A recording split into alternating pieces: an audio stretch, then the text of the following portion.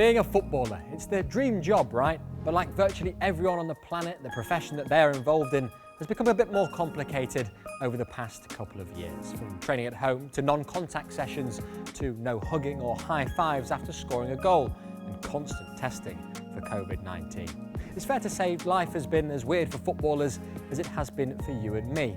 So that's why this week we're asking the question, what is it like to be a footballer during the pandemic? Hello there, I'm Sam Ashu and welcome to Football Now from Doha. Now, when football ground to a halt in March 2020, the immediate concern seemed to be how will the respective leagues around the world complete the 2019-20 season? Most were unable to, but those with the biggest broadcast deals mostly found a way to belatedly fulfil their lucrative contractual obligations. They had to do it without the fans though, and that was still the case for many up until the middle of 2021. So what has it been like playing football in empty stadiums? I think with fans, just the adrenaline and everything makes you run faster, makes you need to think faster. As an attacker, if you make a good run and you pass like one or two players and the fans are like cheering you up while you're still in the action, I think you can even run faster with all the cheering. I think that helps a lot, yeah. So a strange experience for players so used to the adulation, attention and occasional abuse from thousands of spectators. The women's game, meanwhile, has also suffered many setbacks over the past couple of years. In a report published in November, the Global Players Union FIFPro found that in 26% of surveyed countries, women's clubs were not included in the return to play protocols, with their leagues simply abandoned after the arrival of COVID. Unfortunately, that's what is to be expected in today's world, because men's football is still heavily prioritized and the women always come in second. I think it's just so weird how I mean, it's the same game, it's just two different genders, you know? So I think it was heartbreaking to see how, I mean, I thought we had come further, but obviously hadn't, so I don't think it was the right thing to do, but that's my opinion. Chelsea won the Women's Super League in England when football returned before surprisingly crashing out of the Champions League in December after a 4-0 defeat to Wolfsburg, and with their manager Emma Hayes saying, "Our heads were all over the place. We are human beings. A few days ago we had 2 players struck down with COVID.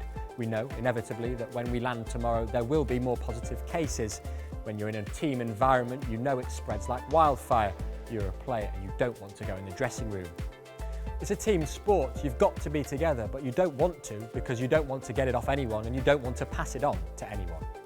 A tough situation then for Chelsea, but spare a thought for the players of New Zealand's Wellington Phoenix. The Knicks, as they are known, play in Australia's A-League, which was simple enough in the pre-COVID days, with just a relatively short plane trip separating the two countries.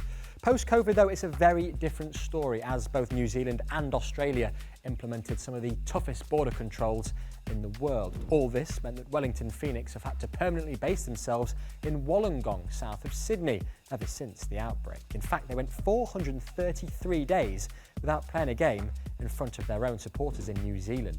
Hopes are high, though, that a move back home may be on the horizon. But for now, bubble life for the club means playing all of their home matches over 1,300 miles from the Kiwi capital. They've had enormous restrictions placed on them. Most clubs have, but theirs have been of a completely different level and certainly very arduous. So they've done pretty well to navigate through that. You feel sorry for their fans, you feel sorry for the club not having any home games at all, but it's all they can do.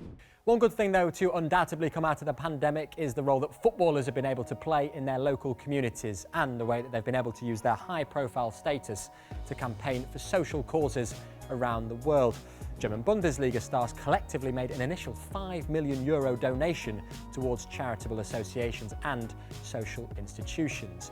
Meanwhile, Manchester United's Marcus Rashford campaigned against poverty, as well as the fight for free school dinners in English schools. Moroccan player Abderrazak Hamdallah is supporting 1,000 families affected by coronavirus in his home country. And Keita Balde arranged accommodation for 200 Senegalese workers who lost their jobs in hotels and restaurants in Spain when the COVID-19 pandemic hit. There'll certainly be footballers who have come from backgrounds where they recognise that they would have struggled financially. Maybe they had family members who would have done jobs in hospitality and would have been ended up on furlough for months and months on end. And so if you have footballers who can use their platform, they've got massive followings, and use their following to promote good in the world, to spread the word about good causes, and give their own time and money to them, it's absolutely massive and really, really important. So football finds itself in a very different place in 2022 to where it was pre-COVID. But despite everything, it's mostly kept going and kept us on the edge of our seats at the stadium or on the sofa too. But what about you at home? Let us know what your experiences have been watching football behind closed doors using the hashtag FootballNowPandemic, and we'll see you very soon for more Football Now.